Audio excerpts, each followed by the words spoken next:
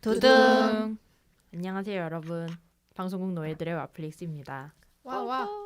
잘 지내셨는지. 잘 지내셨는지 말고 뭔가 신박한 인사말 없을까? 오겐키 데스까? 그건 좀. 그건 너무하고 여러분도 건강하게 몸 관리 잘 하세요. 아 맞다. 그리고 저희한테 정말 아름답고 아름다운 후원을 많이 해주시는 분들이 있는데 아이디 예솔님 AKA 그 꽁치리 동생 분께서 와우. 저희가 이렇게 녹음하느라 고생을 한다고 3만 원의 소정의 어떤 그 후원을 해주셨어요. 그래서 감사하게 또 저희는 생각을 하고 여러분의 소중한 1원도 감사하게 받는 와플릭스가 되겠습니다. 와, 동생한테 한마디 하세요. 동생한테요? 네네. 아 동생이 근데 녹음하러 간다고 했더니 이 시국에 해줘서 너무 고맙다는 거예요. 자기 너무 재밌게 요즘 되게 사람들 못 만나고 집에만 있어. 사실 좀 되게 약간 코로나 블루 같은 상황인데 이거 들으면서 많이 재밌고 자기가 고맙다고 내가 고맙다고 하니까 동생이 고맙다고 하는 거예요. 어머, 해줘가지고 그래서 너무 약간 이건 되게 내 동생으로서가 아니라 청취자로서 되게 감사하다는 얘기를 하고 싶네요. 청취자님 감사합니다. 더 열심히 해야겠네요. 네. 아름답다. 그러니까요. 열심히 더 좋은 건, 네. 더 좋은 거 많이 보고 많이 추천드리고 해야겠네요. 열심히 네. 보겠습니다. 저희도. 네, 감사합니다. 오늘 주제는 그 이번 주에 총선이 있었잖아요. 수요일에. 그래서 다양한 후보들이 선거 운동을 하고 뽑히고 이랬는데 그 어떤 후보가 뽑혔을까요? 너무 궁금해. 그러니까요. 저희가 이거를 미리 녹음해가지고 어떤 후보가 뽑혔을지. 그래서 이번 주에는 저희가 정치 콘텐츠 특집으로 해가지고 넷플릭스랑 왓챠에 있는 재미있는 정치 콘텐츠를 소개하는 시간입니다. 오, 저 오늘 진짜 거의 인생작 들고 왔어요. 뭐야? 진짜? 저에게 인생작. 오. 저는 급하게 봤는데 인생작 된 진짜? 영화. 아니 영화가 아니라 드라마 가져왔고요. 또 뭐 세우는 뭐 가져왔나요? 전 영화고 원래 보려고 했다가 이번에 잘 맞아서. 저도 완전 개꿀잼 드라마 들고 왔습니다. 다들 오늘 정치에 관심 있으신가? 쨍쨍한 아니 근데 원래 정치 장르가 재밌잖아요. 맞아 재밌어. 진짜 소개하려고 어제 글을 써보다가 네. 아주 너무 매력 포인트가 넘쳐가지고 음. 아주 길게 글을 써버리고 말았답니다. 네, 꽁찌리가 가져온 건 네. 뭐예요? 네. 제가 가져온 거는 넷플릭스에서 볼 수 있는 프랑스 드라마 베르사유입니다. 베르사유? 그때 시절인가요? 그 시절이죠. 개쩐다. 이거 되게 베르사유라고 그냥 보면 좀 뭐지 싶잖아요. 근데 진짜 미친 듯이 재밌어요. 이 뭐냐면 2015년도 즈음에 이제 프랑스에서 그 방영됐던 시즌 3개까지 지금 돼 있는 드라마인데요. 배경이 베르사유 궁전을 지은 프랑스의 가장 강력한 왕, 태양왕이라고 불리죠. 이 루이 16세가 주인공인 드라마예요. 그래서 이 시기가 프랑스가 실제로 가장 번영하고 강력했던 시기거든요. 귀족들을 하나씩 제패하고 막 전쟁에 승리하고 교황이 되게 그때 힘이 엄청 센 시기였는데 교황한테도 굽히지 않고 이렇게 이제 자기 권력을 키워나가는 그 험난한 과정을 실제 역사에 기반해서 되게 근사하고 엄청 자극적인 드라마로 만들었어요. 왜? 왜 자극적이죠? 엄청 자극적이야. 어머. 미쳤어. 막 쩔지. 베르사유 궁전에 목 자르고 막 파티하는데 옷 다 벗고 네, 막 들이켜? 그 시대에도 약간 환각이나 이런 거를 이렇게 하는 그런 약 같은 거를 막 주고받아요. 약간 환각제 같은 거를. 그럼 환각 파티 같은 거를 막 궁전에서 막 하고 있고 저쪽에서 누구 섹스하고 있고 난교 파티야? 난교 파티 막 이런 그게 거 정치예요? 그런 장면도 정치 중에 하나죠. 그런 장면도 그렇죠. 나오는 네. 뭐 살인 뭐 이런 것도 계속 나오고요. 기본적으로 자극적이다. 진짜 자극적이야. 근데 사실에 기반한 자극. 네, 그래서 이거 보니까 사실이구나. 사실이지 역사에 기반한. 그쵸 그쵸. 그래서 진짜 이거 보면은 저 프랑스를 아직 못 가봤어요. 그래서 너무 가고 싶어지고 특히 베르사유를 무조건 가야겠다 이런 생각이 너무 들더라고요. 와, 이거 보고 베르사유 궁전 가면 다른 느낌이겠다. 진짜. 아주. 저기서 했겠네? 그러니까 진짜 이 드라마에서 되게 멋있게 그건 좀. 약간 그 인서트처럼 쓰이는 컷이 있는데 뭐냐면 베르사유 그 궁전 정원에 포세이돈. 포세이돈이 사람이 그 말들을 이렇게 쫙 끌고 막 물에서 솟아나는 그 오. 장면을 조각으로 해놓은 연못이 있거든요. 어. 연못을 이렇게 약간 걸고 베르사유 궁전이 보이는 컷이 있는데 그래서 이 드라마를 보면서 구글 맵으로 계속 약간 너무 불쌍해 구글 맵으로 베르사유 여기 있네 이러면서 방구석 여행이네. 방구석 여행. 되게 보고 있고 막 나무위키 다 검색해가지고 루이 16세의 역사랑 주변 인물 다 찾아보고 막 그랬었어요. 심하게 빠지셨네. 네, 그래서 진짜 너무 어. 재밌습니다. 왜냐하면 기본적으로 서사가 이 베르사유라는 시대의 궁이잖아요. 세계에서도 손꼽히는 화려한 궁을 건설을 해서 세계를 군림하는 제왕이 되겠다는 젊은 루이 16세가 살인, 음모, 전쟁, 배신 이런 것과 맞서 다 나오네. 싸우면서 누가 자기 편인지 믿을 사람이 거의 없어요, 궁에. 외롭네. 그래서 처절하게 정말 싸우면서 이 왕권을 키워나가는 과정이에요. 그러니까 재밌을 수밖에 없는 거예요. 근데 이 드라마가 되게 특히 재밌는 지점은 뭐였냐면요. 이 되게 세계적으로 손꼽히는 강한 왕을 주인공으로 하는데 이 왕이 사실 되게 매순과 외롭고 불안과 싸우고 있다는 거를 되게 중요한 그 추구로 다루고 있어요. 그래서 되게 좀 저도 보면서 되게 새롭게 생각해 보게 된 거였는데 절대 왕권의 시절이 나라마다 있었잖아요. 근데 이 절대 왕권이라는 게 사실 되게 과학적 근거 따윈 전혀 없고 그쵸. 거의 약간 신화나 종교 위에 이렇게 세워지는 거잖아요.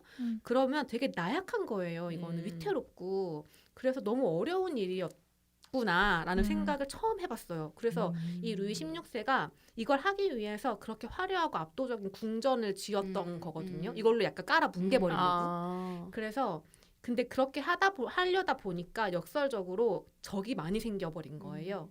그래서 자기 자신이 이제 내가 신을 대리해서 이 나라를 다스리는 왕이라는 사실, 내가 신이 내린 존재라는 그 신화를 스스로도 되게 의심을 계속 할 수밖에 없고 이런 순간들과 계속 싸워야 돼요. 그러니까 외부에도 적이 있지만 내 안에도 어떤 적이 계속 있는 거예요.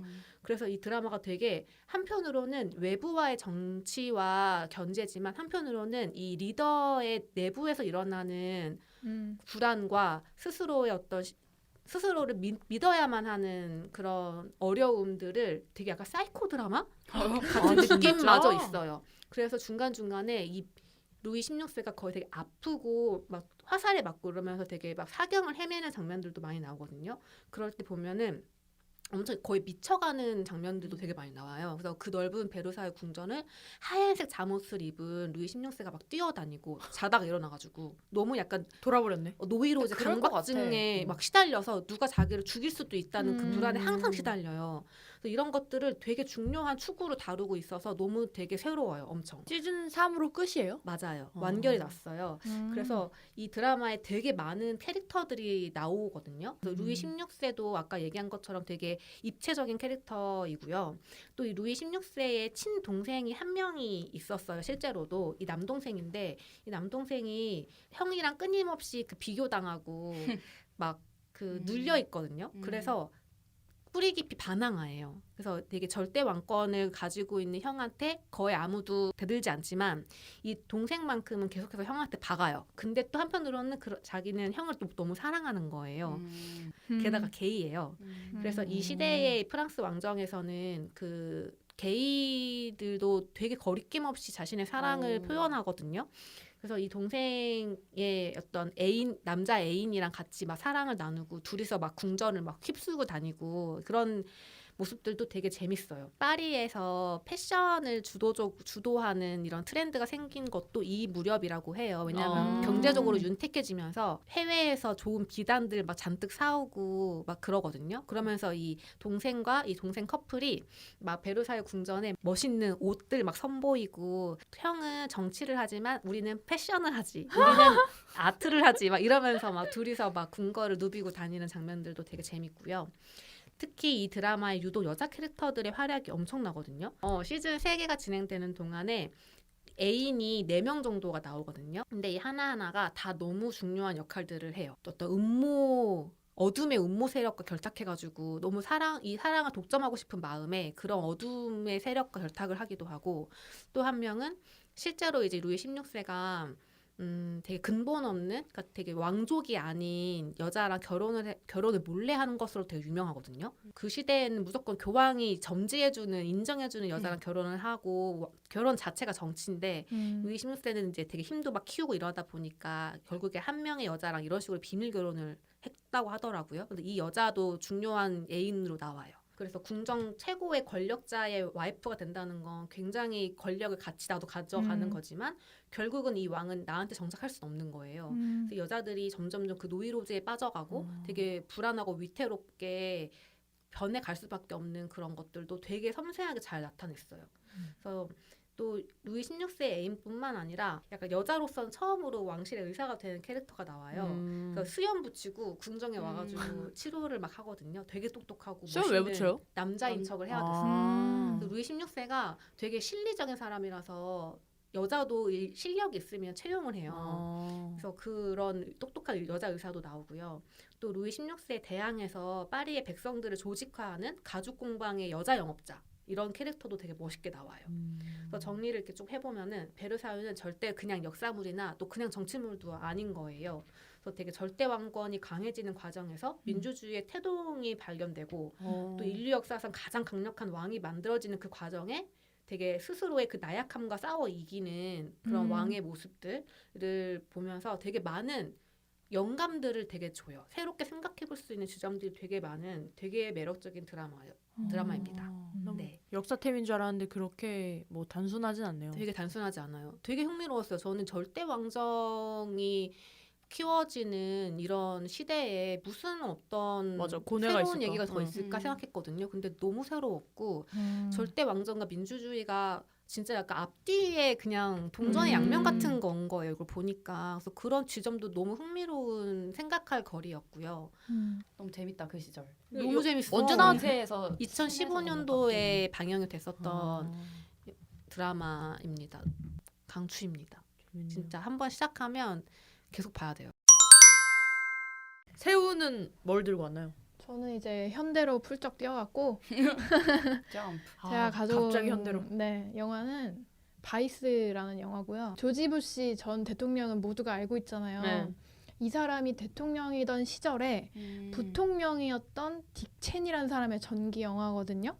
그래서 이 바이스라는 영화 이름은 그 부통령을 바이스 프레지던트라고 하더라고요. 그게 있고 또 바이스 자체가 단어 뜻이 약간 뭐 악덕 뭐 이런 거 있잖아요. 그런 중의적인 표현이 아닌가 뭐 그런 것 같고 이 사람의 전기 영화긴 한데 더불어서 미국 정치의 그 커다란 사건들도 함께 짚을 수 있는 되게 재미있는 미국사 강의 같은 느낌이 좀 있어요. 요새 막 유튜브에서 뭐 알려주는 유튜버들이 되게 맞아. 재밌게 편집하고 막 이러잖아요. 그래서 그런 느낌도 살짝 받을 수 있는 영화고 미국 정치 얘기니까 아무래도 좀 미국 정치에 대해 잘 아시는 분이 보면은 더 재미있는 포인트가 많을 것 같은데 저 같은 경우는 뭐 9.11 테러가 일어났다, 뭐 이라크 전쟁이 발발했다, 맞아. 이 정도의 이제 정보만 가지고 있는데 근데 그 정도만 알고 봐도 워낙 사건이 컸기 때문에 이해를 못하거나 하는 건 없을 것 같아요. 또 약간의 각색도 좀 있는 것 같기도 하고 이 영화 감독은 아담 맥케이라는 사람인데 앤트맨 1이랑 빅쇼트라는 이건 이제 봤어요. 서프라임 모기지 얘기한 그런 건데 그 빅쇼트 보셨으면 되게 재밌잖아요. 맞아. 빅쇼트도 재밌지. 앤트맨도 워낙 뭐 재미있는 영화였고 이제 그런 분위기라고 보시면 돼요. 이 영화도 연출이 되게 신선하고 편집도 되게 제 취향으로 탁탁탁 재미있게 넘어가는 그런 스타일인데 배우는 이제 딕 체니를 크리스천 베일이 했고 쩔죠. 그 왜 헐리우드 김명민이라고 그러잖아요. 헐리우드 김명민. 그러니까 그런 별명에 걸맞게 여기서는 딕 체니가 원래 되게 거구에 약간 뚱뚱한 사람이 살을 찌웠죠. 살을 찌워서 나옵니다. 뭐 에이미 아담스, 스티브 카렐, 샘 로겔 뭐 이런 식으로 제가 좋아하는 배우 다 나왔어요. 영화는 9.11 테러가 이제 막 벌어진 상황에서 시작을 해요. 엄청 급박해요. 대책을 빨리 세워야 되잖아요. 막 전화 엄청 많이 막 돌리고 있고. 근데 이미 딕 체니가 등장을 하는데 이미 그냥 대통령이 아우라야. 그리고 부시는 자리에 없었잖아요. 백악관에 없었잖아요. 사건이 벌어졌을 때. 그래서 막 부시랑 통화도 하고 막 하는데 딕 체니가 대통령이 내린 적이 없는 명령을 다른 장관에게 시킨다던가 뭔가 권한을 자기가 막 주고 있는 거야. 그래서 거기 같이 있는 사람들이 약간 의아해하는 그런 모습도 보이고 부통령이 저러면 안 될 것 같은데 뭔가 막 그렇게 하고 있어. 이미 이제 권력이 대통령 수준의 권력을 자기가 이제 부리고 있다는 거를 영화에서 일단 보여줘요. 딕 체니가 이렇게까지 올라온 과정을 보여주면서 과거를 이제 롤백을 하고 이제 현재를 오가면서 딕 체니는 어떻게 권력을 쌓아가는가 이런 걸 교차를 하면서 보여주는 영화거든요. 근데 젊은 시절의 딕 체니는 약간 망난이었어. 예일대를 다니고 있긴 했는데 장난이야? 근데 뭔가 적응을 못 해가지고 맨날 술 아. 먹고 막 토하면서 잠들고 뭐 이런 거 있잖아. 결혼은 해가지고 린이라는 이제 여자친구 또는 와이프 린이 이제 너무 이제 힘들어하는 거예요. 그래서 린이라는 이 사람도 야망이 엄청난 사람이고 여성 인권이 되게 좋지 않은 미국에서도 상황에서 자기는 야망이 너무나 큰 사람인데 남편이라는 인간이 이러고 있으니까 빡치는 거야. 그래서 너무나 강하게 얘기를 해요. 너가 정신 못 차리면 나 너랑 못 산다. 또 딕체는 이렇게 쭈그르게 해가지고 제대로 된 이제 삶을 살려고 한 게 정계에 이제 발을 들이는 거죠. 의원의 보좌관으로 이제 일을 구해가지고 잡을 구해서 거기서 처음 만난 게 도널드 럼즈펠드라는 그 부시 정권에서 국방부 장관했던 사람. 이제 이 사람들이 이제 이라크 전쟁을 승인을 한 아주 못된 사람들이죠. 그렇게 시작을 하는데 되게 좀 능력이 있었는지 급행열차를 타가지고 권력을 되게 차곡차곡 잘 쌓아서 이제 결국 이제 부시의 뒤에서 모든 것을 이제 약간 인형 조종하듯이 막 이렇게 하게 되는 거예요. 그러니까 연출 편집이 딱 기본적으로 재미있어서 되게 역사 얘기하면 조금 지루할 수도 있는데 그걸 되게 비유를 재밌는 걸 진짜 잘하거든요. 낚시를 하는 장면이랑 인서트를 막 비교를 한다거나 막 줄을 던지고 미끼를 어떤 걸 고르고 뭐 잡아당기고 뭐 이런 거를 착착착 교차 편집으로 되게 재미있게 표현을 해요. 그래서 아 얘네가 지금 굉장히 쫄깃한 대화를 하고 있구나라는 그런 재미를 느낄 수가 있고 뭐 셰익스피어의 연극처럼 대사를 일부러 막 그런 식으로 막 끌고 가기도 한다던가 좀 그런 지루할만 하면은 딱 그런 게 착착착 들어와요. 그리고 또 이 영화 구조에서 되게 재밌는 게 정체를 알 수 없는 나레이터가 하나 있거든요. 그냥 뭐요? 누군가 나레이션을 계속해요. 어떤 남성의 목소리로 그리고 얼굴을 드러내기도 해요. 누군지는 몰라요? 누군지는 알 수 없는데 나중에 정체가 공개되긴 하는데 그게 진짜 웃기거든요. 그러니까 나중에 그 확인을 해보시면 되게 뭐지? 재미있을 것 같고 이 사람이 약간 부시는 허수아비고 진짜? 실질적인 권력 행사는 이 사람이 했다는 뭐 그런 게 있더라고요. 그래서 약간 우리 그러니까 한국에서의 그런 최순실 씨. 그래도 한국은 비교할 수 없다. 맞아. 그건 그래요. 이게 맞아. 차원이 다른 스케일이긴 하죠. 그래도 거기는 부통령이잖아. 그렇죠. 맞아. 자리가 없는 사람이 하는 건데 그거는. 여기는 무술이. 맞아. 대단해. 그러니까 배후에 대한 얘기를 하는 게 너무 재밌어요. 근데 이게 단순히 부시 뒤에 딕 체니가 있고 뭐 이런 게 아니라 딕 체니 뒤에도 또 누가 있어? 린이 있어. 아내가 있어. 아. 저는 이 아내 캐릭터가 진짜 재미있게 이렇게 묘사가 되거든요. 진짜 대단한 사람으로 묘사된 게 실제로 이 아내도 장관을 했어요. 부부가 이렇게 동반으로 장관급으로 한 게 되게 흔하지 않은 일인데 실제로 미국 역사에서 이렇게 있었고 내 남편은 누가 됐든 간에 부통령 됐을 거다. 그리고 딕 체니도 그걸 인정을 했대요. 실제 사람 인터뷰? 응. 텔러리 같아, 텔러리. 근데 이게 어떻게 보면은 딕 체니가 영화 안에서는 딸 둘이 있는데 되게 사랑하는 걸로 나오거든요. 이 사람이 기본적으로 공화당이고 공화당은 동성혼을 지지하지 않잖아요. 근데 딸 하나가 레즈비언이야. 실제로도. 그래서 동성혼을 지지해요. 특이하게도. 공화당인데. 근데 또 이거 관련해서 영화 뒤쪽 가면은 약간 그의 냉정함, 정치적인 판단으로 위한 뭐 그런 게 나오기도 하는데 뭐 자기 입으로는 정치적 전략인 것처럼 뭐 판단하고 대의를 위해서 뭐 작은 것들은 희생한다라는 뭐 그런 것들이 나오긴 하지만 그게 그 희생들도 결코 작게 묘사하지 않거든요. 그리고 그 묘사하는 것도 이게 진짜 클립인지 아니면은 연출한 건지 그것도 다 섞여 있어요. 약간 체르노빌 마지막처럼. 그리고 이 영화 자체를 시작할 때 제작진의 이제 말인 것처럼 텍스트가 하나 나와요. 딕 체니가 워낙에 이제 자기 오픈을 안 한 사람이라서 힘들었다. 우리도 막 욕까지 써가면서 막 이런 단어 써가면서 우린 진짜 열심히 했다. 근데 만들면서 힘들었나 보다. 그러니까 앞에 꼭 넣고 싶었나 보네. 근데 또 이렇게 찾아보면은 실제 사건들이랑 잘 맞아요. 뭐 그래서 그런 점들이 재밌는 것 같아. 이제 레알인지 아닌지. 이 영화가 9.11과 이라크 전쟁 뭐 고시기잖아요. 근데 쿠키를 보면은 약간 더 현대로 넘어오는 그 시기에 쿠키가 하나 있는데 그게 진짜 재밌어요. 어차피 이거 넷플릭스에서 볼 수 있으니까 쿠키 기다리는 건 별로 어렵지 않잖아요. 그래서 꼭 보셨으면 좋겠고 연기가 너무너무 대단해요, 진짜. 일단 부시를 샘 로겔이라는 배우가 했는데 제가 이 배우 진짜 좋아하거든요. 약간 어눌하고 사이코 같은 캐릭터 연기를 진짜 잘하는 배우예요. 그래서 부시 역할을 해가지고 부시처럼 분장을 하고 부시같이 말을 하는데 너무 찰떡이야. 너무 바보 같아. 쓰레기 같아. 쟤는 대통령 하면 안 될 것 같아. 근데 그걸 너무 잘 살렸고 저 생각해보니까 바이스는 보지 않았고 빅쇼트를 봤는데 이 감독의 관심사가 뭔지 맥이 좀 이어지네요. 그쵸. 그러니까 미국 현대 역사 현대사를 가지고 하는 것 같은데 저는 빅쇼트 경제인의 이야기인데 그거는 저 너무 경제 몰라가지고 되게 어려웠거든요. 어렵게 해서 부동산 얘기 나오고 부동산 막 얘기니까. 서프라임 근데 나오니까. 그런데도 재미있었고 되게 유머러스하고 되게 지적인 미국 특유의 그런 게 되게 잘 느껴졌던 게 기억이 나요. 편집도 되게 훌륭했고 그래서 맞아. 바이스도 재밌을 것 같다는 생각이 드네요. 아까 베르사유 듣고 레미제라블 그 다음 보면 좋겠다는 생각했는데 이것도 맞아. 뭔가 같이 바이스 연결될. 보고 빅쇼트 보면 재밌겠다는 생각이 드네요. 우리의 창마는 어떤 걸 들고 오셨나요? 저 진짜 이렇게 오늘을 기다린 날이 없었습니다. 뭔데? 근데 또 너무 기대를 주면 또 보시고 실망할까 봐 걱정은 되는데 제가 진짜 최근 들어서 넷플릭스 왓챠 통틀어서 두 콘텐츠가 너무 좋아서 꼭 진짜 이거는 거의 띵작 진짜 언젠간 꼭 영업해야지 했는데 그 중에 한 편이에요. 영국 드라마예요. 제목은 이어스 앤 이어스.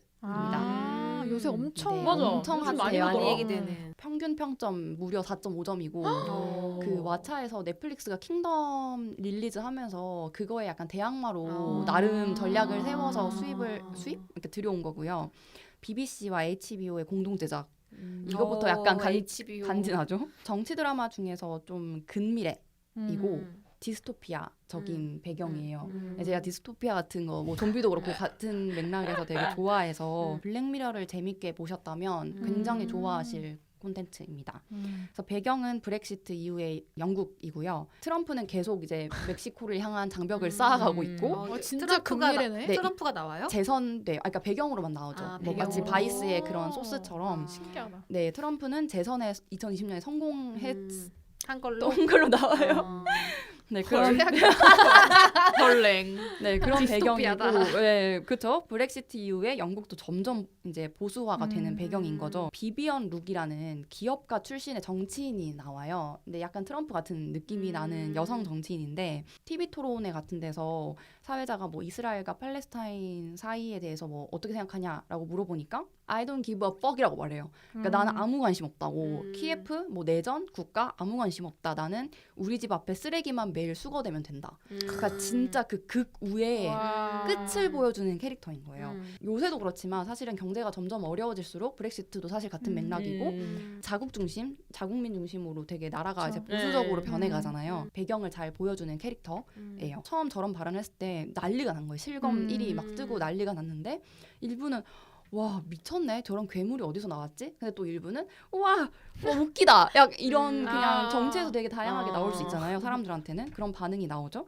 그래서 트럼프가 처음 나왔을 때 되게 선풍적인 인기를 얻었던 것처럼 이 비비언 룩도 엄청 과격한 말과 진짜 좀 이기적이지만 되게 어떻게 같은 쪽에 있는 사람에게 맞아. 되게 속 매력적인 시원한. 속 시원한 말들을 하면서 엄청 열광을 이제 얻게 되는 거예요. 그래서 이게 이제 기본적인 배경이고 사실 이 드라마는 그 베르사유나 바이스처럼 완전 정치의 그 국회 이야기나 이런 거라기보다는 사실은 좀 이런 정치인이 매개로 그 일상생활에서 사람들이 어떻게 영향을 받는지에 대한 이야기거든요.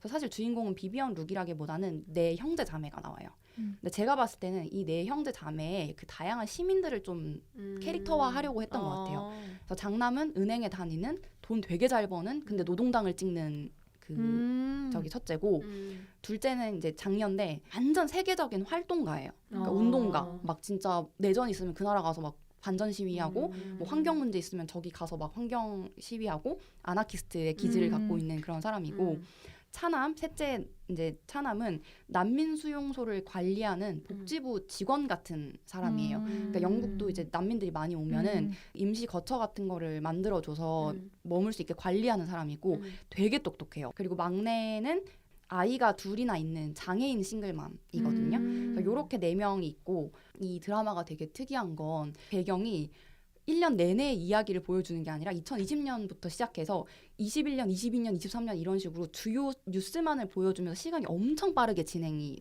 되게끔 연출이 되거든요. 그래서 그 배경이 할머니 생일이 겨울이에요. 그러면은 그 드라마가 할머니 생일 해피 버스데이 하고 한 해 갑자기 뉴이어 터지고 또 할머니 그 다음 생일 나오고 뉴이어 터지고 이런 식으로 시간이 엄청 빨리 가면서 중간중간에 세계에 되게 중요한 이슈들이 있죠. 예를 들어서 뭐 어디가 내전이 터졌다. 트럼프가 또 장벽을 세웠다. 뭐 아니면 키예프의 내전이 더 심해졌다. 뭐 그런 식으로 미국과 중국의 분쟁이 더 심해졌다. 이런 식으로 좀 근미래의 디스토피아적인 시대가 변화가는 거, 세계가 변해나가는 거를 되게 잘 보여줘요.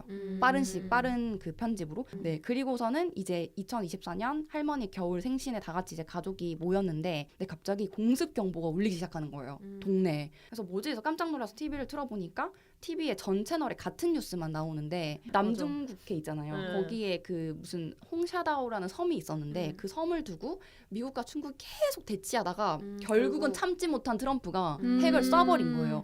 근데 그때 둘째 영상통화를 걸어서 뭐 괜찮냐고 이제 물어봐요. 형제들 자매들 괜찮냐고.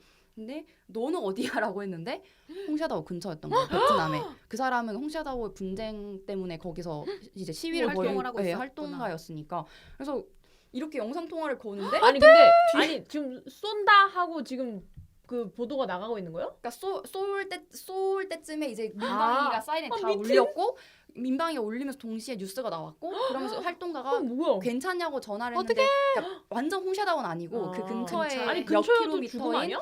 그쵸 베트남에 그러니까 죽진 않아요. 베트남에서 이렇게 걸었는데 그 동생 뒤로 이렇게 오. 뭔가 이렇게 핵구름이 알죠? 보였어? 핵구름이 보이고 어머머머머. 그런 상황인 거예요. 그러다 결국 피폭이 되죠. 그러니까 그치. 어느 정도는 피폭. 근데 막 아주 가까이 있었던 건 아니라서 괜찮긴 한데 그래도 이제 건강이 매우 안 좋은 상황으로 집으로 돌아와요. 아이고. 그래서 매번 해외를 돌아다녀서 이제 7, 8년 만에 돌아와서 형제 자매들하고 이제 시간을 같이 보내게 되고 1편이 이렇게 핵으로 시작이 되고 그럼 나는 이걸 보고 핵 이후에 어떤 디스토피아 근데 또 아닌 거예요. 2편, 3편, 4편은 또 다른 문제가 계속 터져요. 왜냐하면 이 국제사회의 분쟁은 거기서 끝나는 게 아니라 경제 문제, 뭐 인종 문제, 뭐 엄청 많은 문제로 도미노처럼 연결이 되잖아요. 그런 그 연결이 다 보여지는 거예요.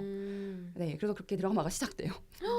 무서워. 아니 근데 첫회 핵을 쏴버리면 진짜 재밌어요. 그러니까. 이게 연출이 마지막도 아니고. 핵 처음에 터뜨렸다는 거 나올 때부터 노래가 엄청 긴박해지면서 편집도 엄청 빠르게 되고 내가 어떻게 해야 되지 약간 이 무서울 정도로 진짜 연출이 오지거든요. 이 정치 드라마라고 이야기를 할 수 있는 이유는 변명 같네. 아무튼 정치인이 되게 비비언 룩이 좀 괴물처럼 그려지는데 근데 사실은 괴물 같은 정치인이 있기 때문에 이런 형제자매가 영향을 받나라고 처음엔 그려지는데 사실은 되게 유기적으로 관계가 있는 거죠. 시민들이 어떻게 행동하냐에 따라서도 사실은 정치인이 뽑히는 거고 그쵸. 이제 어떤 정치를 하느냐 이런 것도 있고 할머니가 거기서 어떤 얘기를 하냐면 아무것도 하지 않는 것도 무언가를 하는 거인 것이다라는 이야기를 해요. 근데 그런 것도 되게 재밌어요. 그래서 이게 결국 끝날 때 2039년인가까지 가거든요. 그 주인공들이 머리가 약간 그러니까 새는 정도까지 나와요. 그러면서 각종 난민, 인종, 젠더, 성소수자, 장애, 기술, 환경, 전쟁, 극우, 뭐 국수주의, 범죄 이런 거 엄청 많은 소재들이 나오고 되게 피시하게 억지로 끼워넣는 이런 느낌이 전혀 아니에요. 진짜 가능한 이야기 혹은 지금 또 벌어지고 있는 일 이런 것들도 나오고 또 재밌는 것 중에 하나가 사실 내 형제자매들 중에서 장애인인 막내를 제외하고는 뭐 게이인 둘째도 마찬가지고 사실 벌이나 그러니까 돈벌이나 음. 인종을 생각하면 사실 기득권에 더 그쵸. 가까운 사람들이거든요. 그쵸. 근데 극 전개상 이건 스포라서 정확하게 뭐 디테일하게 말은 못하겠지만 되게 다른 소수자와 동일한 입장이 되는 상황들이 생겨요. 근데 그게 너무 끔찍하고 납득돼. 그럴 수밖에 없는 상황이에요. 그 아예 그냥 장치를 그렇게 짜놓은 거라서 저도 보면서 진짜 이렇게 보게 되는 그런 편이 있고 그래서 역으로 또 장애인이고 싱글맘인 막내는 되게 어떻게 보면 좀 진보적일 것 같고 하잖아요. 근데 오히려 비비언 룩을 지지하게 된다거나 이런 걸 보면 좀 재밌다고 느낀 게 그 트럼프 이번 거 말고 처음 이제 초선했을 때 당시에 블루칼라 남성들이 트럼프를 엄청 지지했잖아요. 그래서 그때 되게 그게 막 흥미로운 이야기처럼 분석이 되고 막 그랬었는데 최근에 한국도 지금 정당 지지도 조사를 보니까 20대 남성이 보수당을 엄청 높게 지지하고 있는데 그런 게 약간 겹쳐서 좀 설명이 되는 부분들이 있는 것 같아요. 그래서 총선이 다가오니까 그런 게 너무 재밌었고 또 그 블랙미러와 비교가 되게 많이 되거든요. 근데 블랙미러는 약간 당장 사실 내년에 있을 것 같은 느낌은 아니잖아요. 좀 맞아. SF 기술에 집중이 돼 있는데 이건 그냥 내년이 아니라 3개월 뒤에도 벌어질 수 있을 것 같은 일들이 나와요. 뭐 난민 문제 같은 건 지금 또 있는 맞아, 거잖아요. 그리고 그래서 되게 무섭고 한편으로는 내가 어떻게 행동하냐와 별개로 이미 예견된 미래 같아. 진짜. 그래서 어떤 데는 타이틀을 이렇게 뽑았더라고. 5년 뒤 너 됐어. 약간 드라마로 확인해봐. 네, 막 이런 그런 느낌? 느낌이었고 이 드라마는 사실 좀 그 디스토피아스러운 미래에 대해서 좀 스탠스가 되게 정치적으로 선명한 편인 것 같아요. 그래서 제가 보고 난 뒤에 되게 빨갱이 드라마라고 그러니까 되게 멋있는 빨갱이 드라마라고 적었는데 그만큼 메시지가 되게 선명하거든요. 그래서 저는 좀 정치적으로 나와 스탠스가 다른 사람이 이걸 보면 어떤 느낌일지도 좀 궁금해요. 빨갱이스러운 드라마라고 한다고 해서 뭐 무슨 진보적인 가치만 이렇게 얘기한다기보다는 편가르기가 아니네. 네, 되게 다양한 이야기들을 할 수 있고 어떤 사람들은 오히려 난민 문제 되게 진보적이었는데 스스로가 오히려 이 드라마를 보고 난민을 약간 미워하게 될 것 같다고 이런 정말? 얘기를 한 사람도 있더라고요. 진영의 문제로도 선명할 수도 있지만 또 한편으로는 그냥 오히려 반대의 어떤 지점들을 생각도 해볼 수 있는 드라마인 것 같다라는 생각이 좀 들더라고요. 네. 보려고는 했었는데 더 빨리 봐야겠다. 재밌을 것 같다. 이거 뭐 시즌 1만 나온 거예요? 그리고 거기서 끝나요. 더 안 나와요. 시즌 아. 1이 몇 개 6개. 에피소드인가요? 아. 아니, 진짜 아까워요. 되게 보면 영국 드라마 같다. 보면서 너무 아깝고 투 안 나오나? 안 이렇게 안 원경인가? 나온다고도 했고 나올 여지도 없어요. 그냥 디스토피아잖아요. 더 이상 39년 이후에 어떤 그려낼 사실은 그게 SF인데 없고 그럼. 요즘 많이 보더라고요 주변에서. 그러니까. 한 편당 몇 분인가요? 한 50분에서 1시간 정도 되는 것 같은데 네. 음. 좀 길고 6편입니다. 한 6시간이면 정주행 할 수 있겠네. 그러네. 네, 저도 한 자리에 앉아서 다 봤어요. 오. 주말에 한번 봐보겠습니다.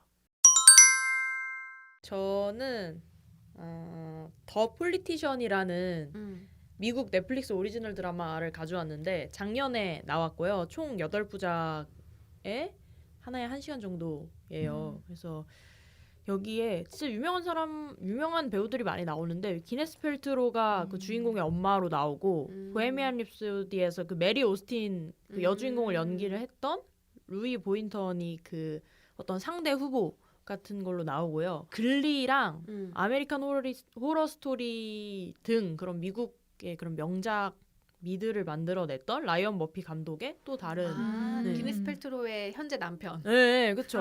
아 진짜? 네. 둘이 글리에서 뭐지 같이 찍으면서 눈 맞았어요? 맞았다고 들었는데. 그래서 일과 그거에 사랑을 동시에. 재밌어요. 그래서 진짜 재밌고 이게 사실 그 정치 드라마의 묘미가 권모술수가 판치고 역시 그런 가식을 떨면서 정치적으로 모함하고 상대방을 무너뜨리기 위해서 더러운 짓하고 이런 거잖아요. 그래서 그런 게 이 더 폴리티션에서도 나오는데 되게 흥미로운 점은 고등학교 전교회장 선거라는 점이에요. 근데 학교에서 무슨 정치질 일까 싶지만 여느 사회에서 정치하는 것과 다름없이 엄청 심하고 돈 뿌리고 막 더러운 짓하고 이런 게 되게 치열하게 많이 나오거든요. 내용은 유복한 집안에서 입양이 돼서 부족함이 없이 자란 그런 페이튼 호바트가 어렸을 때부터 꿈이 오직 하나 대통령이 되는 거였어요. 근데 대통령이 되려면 어떻게 해야 할까 하면서 자서전도 보고 역대 대통령 우와. 분석을 해봤는데 그러기 위해서는 하버드에 입학해야 된다. 다들 하버드를 나왔어. 그렇죠. 다들 하버드를 나왔고 학창 시절에 뭘 했고 이래서 난 학창 시절에 그래서 그들과 비슷한 그 커리어를 쌓았고 또 이제 전교 회장이 되면은 딱 하버드에 잘 입학할 수 있겠다라고 생각이 들어서 고등학교에 학생회장이 되어야겠다고 생각을 합니다. 근데 학생회장이 만만치가 않아요. 되게 절친이라고 생각했던 리버라는 친구가 상대 진영으로 나오고 같이 하는 러닝메이트부터 참모들까지 다 비밀이 있고 숨겨진 것들이 있어가지고 사방이 완전 지뢰밭이에요. 근데 갑자기 그런 절친이자 상대 진영인 리버가 페이튼 앞에서 자살을 권총으로 자살을 하게 돼요. 그래서 갑자기 경찰이 나타나고 그의 여자친구인 아스트리드가 그 리버의 자리를 대신해가지고 후보에 오르게 되죠. 그래서 과연 이 페이튼은 학생회장의 자리에 올라 성공적으로 대통령이 될 수 있을까 하는 내용입니다. 대통령까지?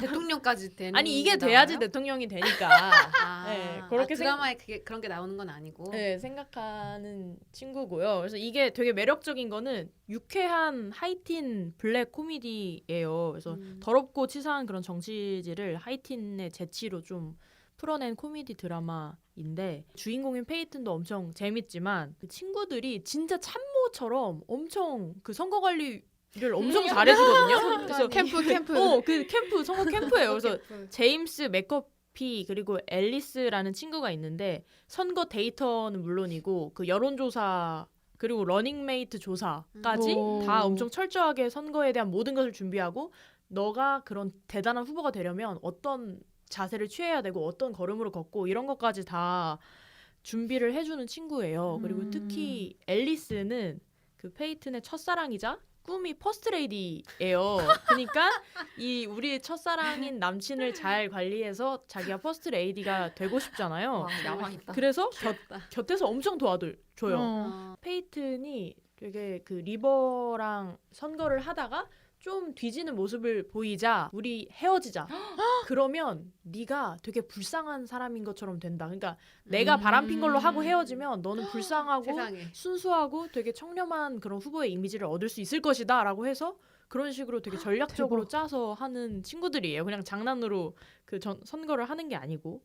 그리고 제임스와 맥커피 같은 경우도 페이튼이 정말 신뢰도 있고 모든 소수자들을 다 이렇게 수용한다는 이미지를 주기 위해서 암 환자인 친구를 러닝메이트로 함께 하거든요. 근데 오졌다. 이 진짜 암 환자일까 아닐까라는 소문들이 있어서 너 모른 척해라.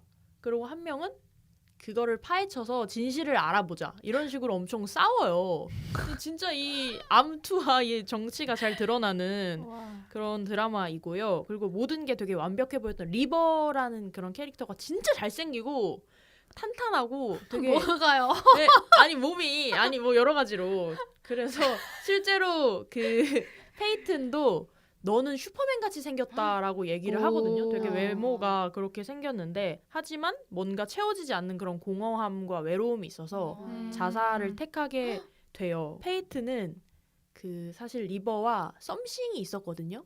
어떤 친구로서를 넘어서 썸씽이 있었는데 그래서 힘들어할 때마다 나 어떡하지? 하면 상상 속의 존재로 계속 나와서 옆에서 위로를 해주고 넌 어떻게 해야 된다라고 지지를 해주는 분이고요. 리버를 연기했던 데이빗 코네스웻과 그 페이튼을 연기했던 벤 플랫의 적절한 그 비주얼이 너무 아름다워.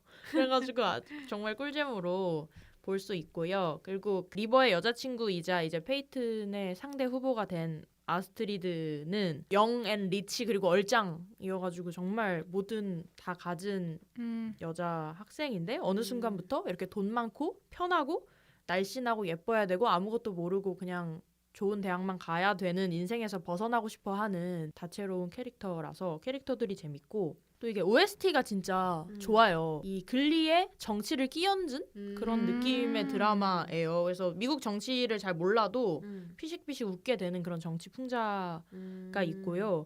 이 남주인 벤 플랫이 노래를 너무 잘하더라고요. 그래서 이것도 뮤지컬처럼 노래 불러요? 그러니까 뮤지컬 드라마는 아닌데 그런 씬이 있어요. 예를 들어서 자신의 절친이자 정말 친한 사랑했던 리버가 자살한 후에 그의 장례식이 학교 같은 데서 열리고 거기서 그냥 애도하는 노래를 부르겠다 이런 식으로 하면서 노래를 부르는 가끔의 장면이 있거든요. 근데 정말 좋더라고요. 그 벤 플랫의 목소리가. 근데 이게 다 옛날 노래들을 리메이크 해가지고 부른 거라서 재미도 있고요. 사실 시즌 1은 시즌 2를 보게 하기 위한 어떤 큰 그림에 불과했다는 거를 마지막에 보여줘요. 그래서 올해 시즌 2가 나온다고 하거든요. 페이튼이 그래서 여차 저차해서 뭐 어떻게 됐는데 진짜 이제는 대통령까지 갈 것인가가 마지막 화에 나오거든요. 이 미래의 대통령이 되냐 마냐 하는 것의 문제를 위해서 다시 뭉치게 된 친구들과 더 큰 야망과 스케일을 보여주는 시즌 2를 예고하는 마지막 편이 있어가지고 진짜 재밌더라고요. 그래서 여러분도 보시고 이제 올해 나올 시즌 2를 함께 기다려 보시는 건 어떨지. 올해 나오나요? 네, 올해 나온대요. 이 선거뿐만 아니라 부유한 집안 안에서 이뤄지는 가족과의 다툼과 그 부유한 집안끼리의 다툼 이런 것도 나와서 그냥 단순히 유치한 어떤 고등학생의 선거가 아니라 재밌게 그 정치 드라마로서 보실 수 있을 것 같아서 가져와 봤습니다. 이거 작년 9월에 넷플릭스에 올라왔다고 지금 찾아보니까 나오는데 네. 그때 제 주변에서 이거 되게 재밌다고 한 사람들 많았었어요. 약간 막장 드라마 재미도 있을 것 같아요. 네, 막장이야. 하이, 그러니까 그 고등학생 애들이 진짜 막장이야. 미국 애들은 막장인가 봐. 오늘 이렇게 정치 드라마 얘기해봐가지고 너무 즐거웠네요, 여러분.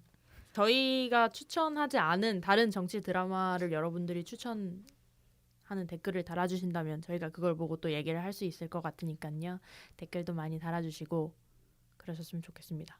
여기서 마치겠고요. 여러분 행복하세요. 네, 아프지 마세요. 아프지 말고. 다음에 뵙겠습니다. 하나, 둘, 셋. 두둥.